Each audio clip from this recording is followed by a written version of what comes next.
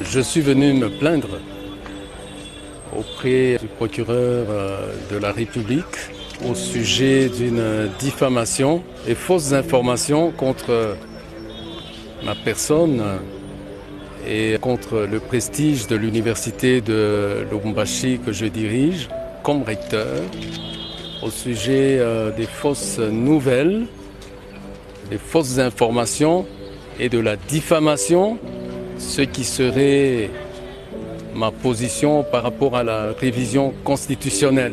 Ces propos rendus par les médias, Actualité.plus, qui relayaient d'autres sources. Ces propos sont clivants, tendancieux, diffamatoires bien entendu, d'allure à me présenter comme en contradiction à ce qu'on peut attendre finalement de mes responsabilités comme chargé d'entretenir et de porter la cohésion sociale à partir de l'université de Lubumbashi. Je voudrais donc que ici le procureur de la République tienne compte de cette plainte pour décourager quiconque distille dans les médias des fausses nouvelles et de la diffamation contre non seulement ma personne et contre l'université de Lubumbashi, mais contre toute personne qui serait victime par rapport à ce comportement d'une responsabilité criminelle. 24 heures après son comeback de Lubumbashi où il était en mission, le gouverneur du Kasaï central, Joseph Moïse Kambouloum Konko, a respecté la tradition en se rendant ce samedi 2 novembre 2024 dans certains chantiers ouverts dans le chef-lieu de la province, notamment sur la route du Kalambambouji. Dans cette visite d'inspection au cours de laquelle il a fait le constat de la poursuite des travaux, le numéro 1 de la province a émis le vœu de voir la firme chinoise Sino Hydro s'occuper également de points chauds le long de cet axe en prévision de grandes pluies pour maintenir le flux commerciaux avec la bonne circulation d'engins en provenance de Kazumba et Luisa. Pour les points chauds, c'est même une priorité. On ne peut pas accepter qu'on arrête, qu'on soit toujours dans ce qu'on fait ici et qui avance selon les rythmes. Tu sais que ces travaux-là, il y a des choses qui demandent du temps. En présence de l'agence congolaise des grands travaux ACGT, maître d'ouvrage délégué, le responsable de l'entreprise Sino Hydro ont promis de s'atteler tout de suite aux recommandations de l'autorité provinciale. Joseph Moïse Kambouloum Konko, qui veut voir chaque détail de ces projets porteurs appliqués comme il se doit, a encouragé les agents à mettre le cœur à l'œuvre pour offrir cette route d'espoir à la population. Bien avant de s'engager sur la route Kalambambouji, le chef de l'exécutif provincial a fait un crochet au quartier général de l'entreprise arabe Contractor qui travaille sur la RN1 tronçon Kanangaka-Mouécha. Le gouverneur du Kasaï central a aussi recommandé aux responsables de cette entreprise installée à Benamandé de veiller à l'entretien de l'ancien pont jeté sur la rivière Louloua qui sert jusqu'ici de passage de leurs engins avant bien entendu la pose du nouveau pont prévu dans le cadre de ces projets. Voilà, merci beaucoup. Merci très chers téléspectateurs à Genor TV. Ma fidèle abonné à Genor TV, baoba lembakate kolanda ba émission nabiso de temps en temps. Bao nyoso ba partage kapé ba lien ya ba vidéo nabiso. Ba oba emaka souvent ba émission nabiso soki atali yango akotika ngone ngwana te. Ata soki a humilité mais akotika elembo a aimer yango après accueilli. Napesi bino bambote ebele ezana jeune moko Alexa ba émission na ngai te omona Carmel soki na nganda jika non Carmel tout ça na mission moko mission bilomba je crois Carmel nalandaka bato nyoso ba komantaka ba émission na nga tout nalanda bango natanga bango na sepela 4 na bato ndenge wana ça prouve que Bolanda biso penza malamu. Voilà, merci. Je crois Bolandi ba vidéo auto balancé na début ya émission. Vidéo ya recteur, ya université, ya Lubumbashi, professeur ordinaire Kishiba Fitula Gilbert. Je crois que Bolandi, déclaration à Sali, après avoir déposé plainte naïe. Nazoya, Naoya na sujet wana. Deuxième vidéo, toke na cassette centrale, comme vous le savez. Congo est constitué dans la province. Na passé un message souvent pour nous senga na bande ko ba province nyonso ya Congo. Botinde la kabiso ba information ya ba province na bino. Botinda ka ba info. Kolobate ko no yo lobela mingi lomami, olobela mingi yo Katanga, olobela mingi ba Congo, olobela mingi Kasai. Non mais yo tinde la ba information ya province na yote. Ya territoire na yote, ya secteur na yote. Nana zanzambete, je ne suis pas partout. Et donc, l'information, il y a ma province, nous allons en parler. Alors, nous avons un commentaire mouké, nous avons le canacasset central pour le moment. Parce que ça a quand même plaisir. Voilà pourquoi il faut le belango, parce que nous avons un plateau, il y a le belango. Tu le belaka Congo, tu le belaka Nyonso, tu le belaka Congo. Parce que ça, mboka o batata batiki la biso. Yango to bundelaka. Nakosala moi étude comparative. Il y a Kassai central. Ba projet il y a chef de l'État na Kassai central. Na ba projet nae na ba province Mosusu. Même ba province voisine, il y a Kassai central. Notamment Mbujimayi na Chikapa. Nakosala moi étude comparative. Et ça n'a pas image au pétocole qui awa na écran na biso géant. Bon comprendre que mabe eza Tshisekedi parce que ça n'a pas langage moko ya ndenge wana na Kassai central. Bandeko belé bazo kanisa que Tshisekedi aza ko privilégié Mbujimayi parce que ça province natale na ye azo négligé Kananga, Kassai central, et pourtant, bah, votaye à 90 quelques pourcents. Alors, bazo kanisa ke baza abandonné. Alors, na commentaire na kosala awande, toko comprendre. Na ko procéder na moi, en fait, na ko impliquer na ba centre kassayen esprit il y a concurrence. Oui, parce que concurrence légitime, loyale. Ezalaka. Na ko impliquer na kati na bango cet esprit là de concurrence. Pour pas comprendre que concurrence soki ezali bako bunda pour que bako adopter comportement moko malamu pour que province ya Kassai central et se développer.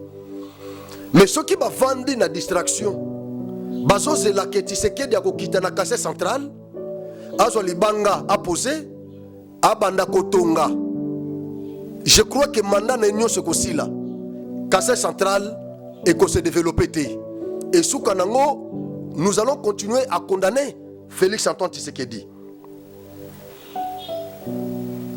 Nicolas Sarkozy, à l'Obiboye, c'est la vie, la concurrence.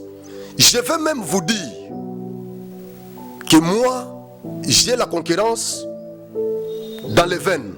Ça, c'est Sarkozy. Il dit que la vie, c'est la concurrence. Et je veux même vous dire que j'ai la concurrence dans mes veines. Il y a un autre écrivain, Pierre-Joseph Prouton. Il dit concurrence et profit. L'un est la guerre et l'autre le butin. Steve Ballmer. Je considère la concurrence légitime à condition qu'il y ait quelque chose en face. Je prends Mbujimayi, je mets en face de Kananga.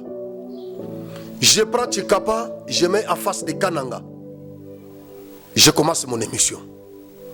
Et cette concurrence, je la considère légitime. Est-ce que ça Tshisekedi nde mutu azokende kotonga na Mbujimayi? N'est-ce pas que na Kassai central ba projet et ya adage moko ya bakoko na biso elobi boye nalo bango na monoko mboka Bon, là, comme ça, on a interprété. Tout du monde, et des adages. Il y a les bossos, tout du monde, quand tu bidi, quand tu fiches, tu bota. Il y a des balais. Kadini muishi, tukumbusha. Kadini muishi, tukumbusha, kunda, kaitu ipiato. Ba village, bazu nyamate, bazu elokote, bakomo zonga na mboka. Bakoti na bilanga moko ya bitabe, bakuti mo régime moko ya bitabe, et comment prêt pour na côté là. Babino tobuka ta yango, toke nango. Bazu yango babino soto komi nango na mboka, et côté la pena bien te. Bana bako banda kokata katango tout ça. Tobomba ngoka na zamba awa, tozonga ta après 3-4 jours, to ko récupérer yango. Bake bango mibale babombi yango, bamoni place babombi. Tango babimi na zamba bakomo kende. Moko bula biré. Soto ke na mboka jo ya ko betanga virunga, ako zonga akeno benda bitabe wana a déplacer yango. Ngai fona kende ya liboso na déplacer yango. Muso lobby esuka laki moninga abino nake zelanga muke nake nanu na zamba na Far West nenge zalaka na zamba tout ça. Ya tikali na nzela oya koti zamba ke Far West. Oya tikali lobby ndenge do ke Far West songa na tikali soto ke zamba toke mboka tipo ko betanga virunga akozonga aya kozo bitabe. Alors on a profité nenga ke Far West na déplacer yango. Nzoko nde oya kena Far West. Akena Far West était men akende ke asonga kiti sika bakendo bomba bitabe. A ke pour déplacer a ke bomba place na ye.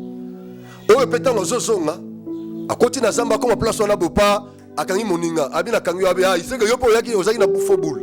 Abi aloko yo lingo déplacer o pa lobino yo po lingo déplacer alors tokata. Bakata régime ya bitabe en deux parties oya su parti na ye o pa su parti na ye bake nango bitabe wana était là te bake na ona mboka bana bake kata katango bake sagana nango wana za explication il y a adage à liboso adage ami balé lobby aussi nzunga madesu ote na moto ote bakoni toyebi ke bakoni ebimisa milinga sikoyo yo vando lobi milingeleki koni oyo ezana ezoti yango ndezo matamilinga mingi olongoli milinga ezo continue lobi koni opena ndezo tinda milinga olongoli milinga ezo continue lobi koni opeza yango nde na moni na remarquer ke yango pena nde ezo misa milinga olongoli madesu ekobela te. Donc badage mibale oyo na dresser yango na ba centre kassayen na province Kassai central ba gouverneur ba fandakati oya zamabe balongoli oya zamabe balongoli soko tuni ba raison o balongoli la ba gouverneur wana parce que nani babenga onini meka ya fufu e mati meka eza ekolo meka ya fufu e mati na combien ezali tam sous 2000 et comme 3000 4000 Kassai central les province moko trop enclavé banzela malonga pesa te masango baliaka na Kassai central na kananga précisément et utaka na Kassai na province ya Kassai kota ba mweka na manda banzela pe kuna eza délabré donc bazanga ka patience soki masango yeno kite mbala moko babano menacer gouverneur ba député pe ba mercantiliste ba profiter ba défenestrer gouverneur mbala moko province komi déstabilisé bande ko basoka maele te chaque législature ba gouverneur ba kendaka ndenge wana soki eza gouverneur te eza bureau ya assemblée ba bandi na bureau ya assemblée provinciale après ba tche bureau mususu bureau wana eza aux antipodes na exécutif suka nango pa motion mbala moko ba défenestrer gouverneur vice atikali azui temps. C'est ce qui fait que na ba législature nyonso Kassai central etika la kana ba souvenir ya malamu te. Ngo Kassai na Mbushimai malgré makelele tango umela atika stade. Mais kapuku oya kotaka au même moment nango Kassai 2-3 ans accueillis. C'est ce qui se passe au Kasai central. Kadini Mwishi, Tukumbusha, Madesu, Ebelakate. Yami Bale, na Kasai central, Batu Nyonso, Baza Batomayele. Kasai central, Yu Mazalakate. Batu Nyonso, Baza Batomayele. Batu tout, na Kasai central, Baza Banyosologue, Baza Batomayele. Na Kasai central, oh, Moutoulanga Moko Seki Sangai, Fabrice, Azobi Sangan Ndego Frank, et pas na biso. Tous à la mesure même, il y a critiquer ordonnance médicale, prescription, il y a médecin. Médecin a commis Moutou, Kisi, est malade, a commis les Kisi.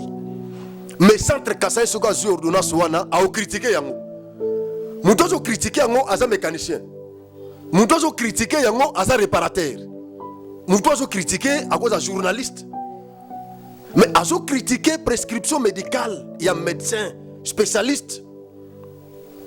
Ça c'est Kasai central. Si ko mboka ndenge wana ekopesa moko koso.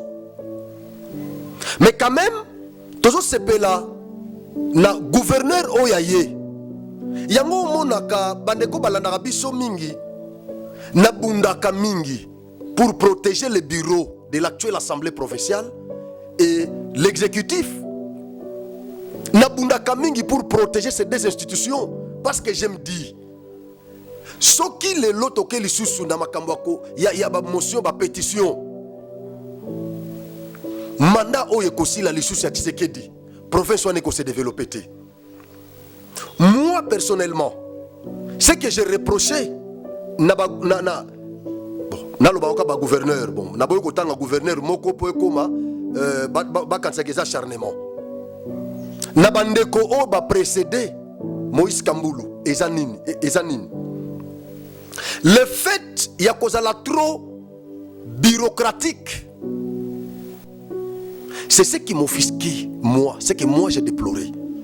Parce que moi je me disais jour Kasai central et kozua gouverneur du terrain. Jour Kasai central et kozua gouverneur o yazo combattre phénomène ya bureaucratie. Mais quand même, le Kasai central a un gouverneur qui combat ces phénomènes-là. La vidéo que vous venez de voir, c'était le samedi. Il était sur terrain pour s'enquérir de l'évolution des travaux de la route Kananga-Kalamambouchi, cette route-là qui fait parler les Kassaïens, les centres Kassaïens, les Kassaïens d'une manière générale. Et il était au quartier général d'Arab Contractor, les Égyptiens qui construisent les tronçons Kananga-Kamweshi sur la route nationale numéro 1. Et quand ces gens-là voient la présence de l'autorité, ils se sentent astreints d'accélérer avec ces travaux. Mais si vous avez une autorité qui est trop bureaucratique, qui ne sort pas, qui se fait Jimem Piana, rare ndenge vie de loi c'est Sarabiso, papa Chirez en soka bimisi kalibo kwabi, moyina kobi matin. Mais quand vous êtes autorité de ce genre, mais c'est la population qui va en pâtir. Vous avez un ministre de l'agriculture qui aime trop les bureaux, mais c'est la population qui en pâtit. En France on dit les ministres de l'agriculture ne dégagent pas l'odeur du parfum, ils dégagent l'odeur du bois. Mais chez nous, les ministres de l'agriculture, ils dégagent l'odeur du parfum. Chez lui, climatisé, les véhicules climatisés, les bureaux climatisés. Il n'a même pas le temps d'aller sur terrain. Alors si vous avez un gouvernement comme ça dans la province, mais écoutez, vous allez attendre quoi dans cette province-là? Mais si vous avez des dirigeants comme Moïse Kambulu, chaque fois il est sur terrain, ce qu'on m'a beaucoup reproché. Vous savez que jusque-là, Kambulu n'a pas eu l'artère. Il n'a pas un budget. Parce que l'autorité budgétaire, assemblée provinciale, Bazo c'est là, je crois que vous avez 21 ans. Il ne faut pas qu'il y ait déposer projet de loi ou de dit budgétaire, tout ça si vous voulez. Alors bah député bazo zelango basa la moto à l'étage ceux qui ba kondimango to là parce que risque pe zali ya que ceux qui ba boyi projet wana d'office le gouvernement tombe. C'est ça le risque. C'est ça le risque.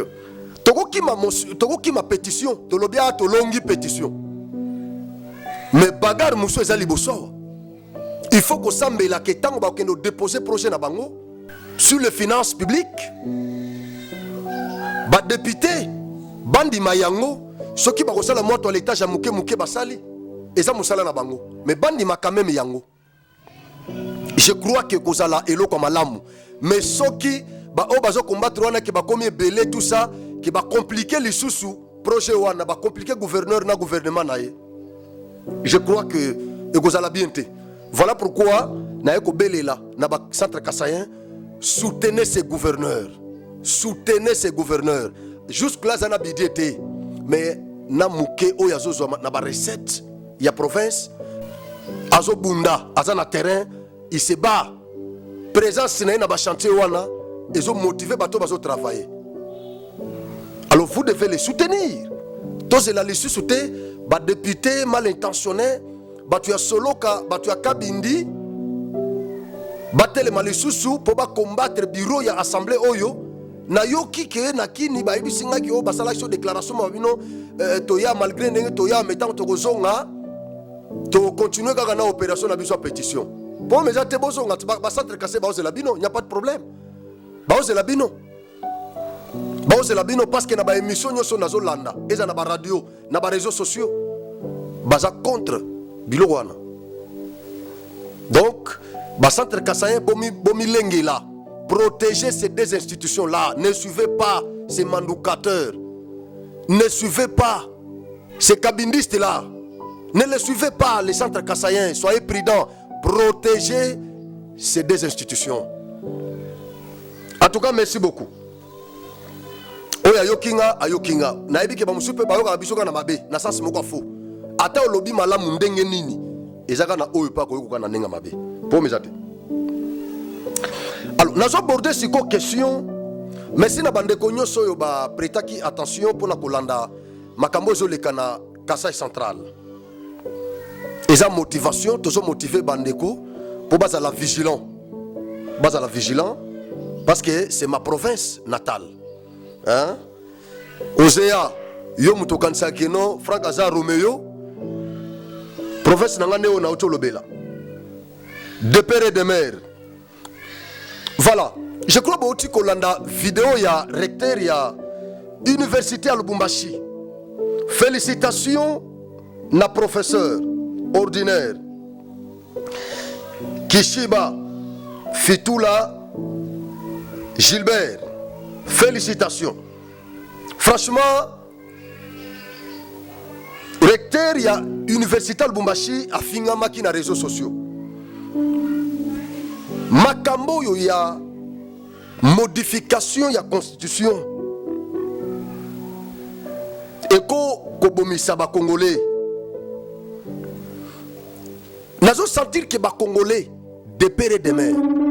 Ba congolais penzo bazo tenir mordicus ba pesa ba dirigeant loi oyo ezana esprit na bango, esprit congolais na kati. Ba congolais na baza prêt. Il y a quoi affronter n'importe qui. Natangi ba commentaire rebelle. Natangi la bino na nous. Oyo actualité.plus ba publier qui comme information. Oyo sali que recteur a kende ko saisir justice pour na ko traduire média oyo na justice. RDC recteur de l'université de Lubumbashi. Ce n'est pas la constitution que Tshisekedi veut changer. C'est le pays qu'il veut diviser et incendier par la rupture de notre pacte républicain. L'article 220 de la constitution est non négociable. La forme républicaine de l'État, les principes du suffrage universel, la forme représentative des gouvernements, le nombre et la durée des mandats du président de la République ne peuvent faire l'objet d'aucune révision constitutionnelle. Maloba oyo bazui yango, balatisi yango recteur ya université Lubumbashi. Maloba oyo euti na chambre noire ya opposition. Balingisko coïncité ba étudiant parce que ba ebi ke ba étudiant de babandaka. Tango ba étudiant bakoka keno recteur na bango muto sali déclaration oyo comme ça ba étudiant ba soutenir ba opposant na ba manifestation o baza ko organiser. Et le quoi liboso o bango balobi bon, et ça recteur té. Nazo s'adresser na ba opposant parce que ba opposant nde basali et le koyo. Balobi, ce n'est pas la constitution que Tshisekedi veut changer, c'est le pays qu'il veut diviser et incendier par la rupture de notre pacte. Bon, nazo mituna, kamita tolobaki lokoyo, na déclaration na ye na décrypta ki lobby. Kamita tu na suka alobi que révision oyo ekoki ko provoquer balkanisation ya pays. Sikoyo ba attribuer maloba wana na recteur. Alobi recteur Alobaki, ce n'est pas la constitution que Tshisekedi veut changer, mais c'est le pays qu'il veut diviser et incendier par la rupture de notre pacte républicain. Bonjour mon attaque maloba oyo eza maloba Olivier Kamitatu. Batoma yele. O bozo la nangai. Bonjour mon attaque maloba oyo eza Olivier Kamitatu. Équipe naye basu yango ba attribuer yango na recteur ya université ya Lubumbashi. Bozo mo nango te. Pourquoi ba attribuer na recteur ya université ya Kisangani te? Ya mbanda kate ya Kasai te kana ngate Mbujuma Chikapa. Ya université ya Kisasa te, ya ba Kongo te. Ya ba Ndundu te, ya ba province Swana te. Bukavu, Goma te, Kindu te. Mais ba attribuer yango kaka na recteur ya université ya Lubumbashi. Ce qui bolande mission on a sala ki lobby. Vidéo ya Kamitatu et les gars qui avant. Bolanda vidéo wana tina suka. Kamitatu suki si à lobby. Félix par cette initiative a risqué de balkaniser Congo. C'est le discours de Kamitatu. Ce qu'on a à lobby, ce n'est pas la constitution que Tshisekedi veut changer. Mais c'est le pays qu'il veut diviser. Alors, je me pose la question. À partir de quel moment changement il y a constitution ou modification à la constitution et qui a entraîné balkanisation à Congo? À partir de quel moment? Mais c'était un raccordement fraudulé. C'était un raccordement fraudulé. Et qu'on dit parce que la loi est la nôtre. Ce qui initiative qu'on ne peut pas changer. Parce que pour le moment, tu sais que dans le Bapon qu'on révise la constitution. Jusque-là, il ne parle pas de changement. Bisso, ba Congolais n'est pas le changement. Mais Yimoko, Azolobela, révision, il y a quelques dispositions. Alors, est-ce la révision? Et à la changement. Je me pose la question, à partir de quel moment changement à la constitution ou révision à la constitution et qui a entraîné balkanisation à Congo? Je ne sais pas si vous pouvez répondre à la question parce que na mituni yango banda Kamita to salaki déclaration ana. Nanga a déclaré mon territoire wana État indépendant. Est-ce que ça a sens? Est-ce que ça a sens? Surtout que dans le Nord Kivu, le territoire ya Nord Kivu, nanga azana kati ya ba cité, na ba chef lieu ba territoire wana te, nanga azana kati ya ba village, quelques villages na M23. Siko quelques villages wana nde bako déclarer yango mbala moko un État indépendant. Allez, on y a considéré yango État indépendant. Est-ce que ça a un sens vraiment? Ce qui n'a pas déclaré moi le village où était indépendant. Il pouvait le faire depuis tout ce temps. Mais pourquoi il ne le fait pas? Pourquoi il ne le fait pas? Parce que Nanga a été condamné ici, dans la justice congolaise. C'était le moment où Nanga Gwago Salango. Mais pourquoi il ne l'a pas fait? Quand ce qui va changer la constitution, Nanga a déclaré que le village était indépendant. Kagame est derrière cette opération.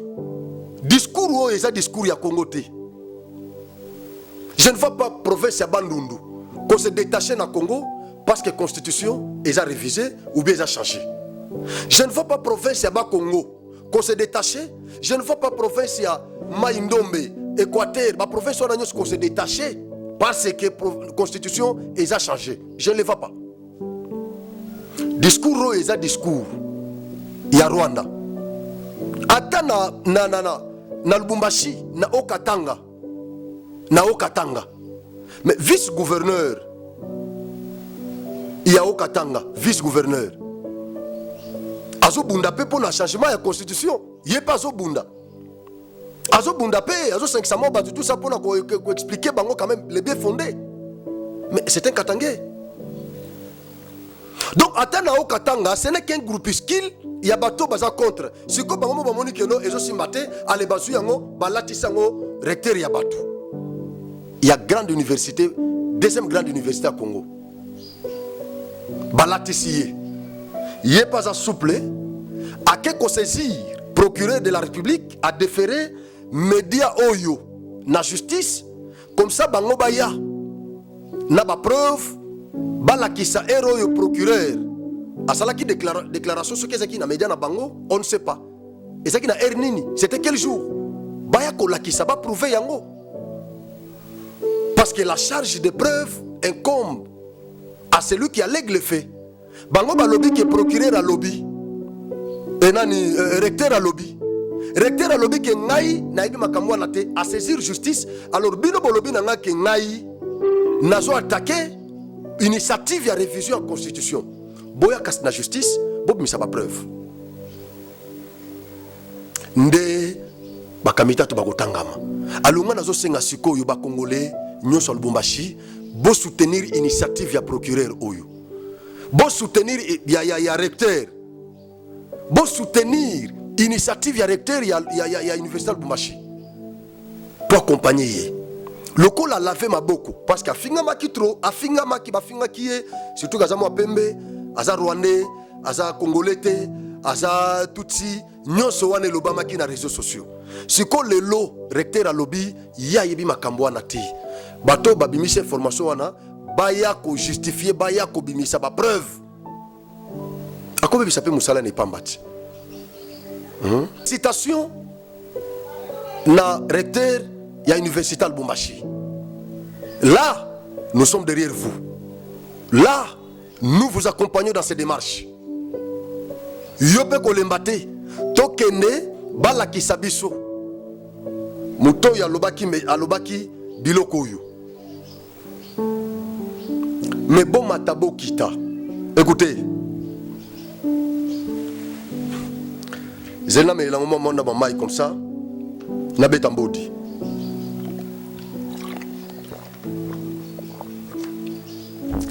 Je disais, Bomata Bokita. Constitution, tout ça, et qu'on a la modifier.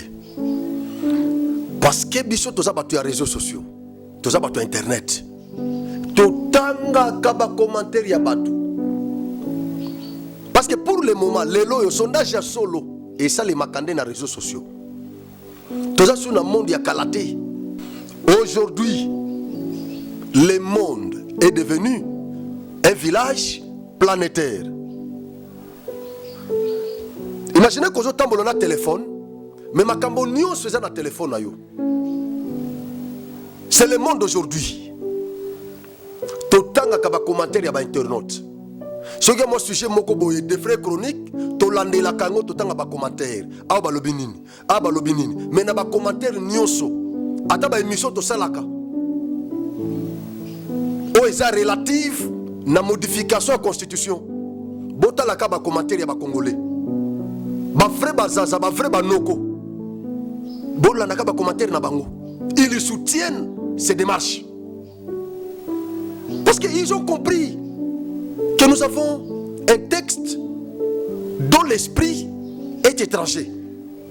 Alors, il faut jouer la texte nabiso, constitution nabiso, esprit nabiso, culture nabiso, sociologie nabiso. Ba dirigeant nabiso, basali la yango. Les Congolais ont compris. Tous ceux qui ont un référendum. Eh oui, parce que on est un principe.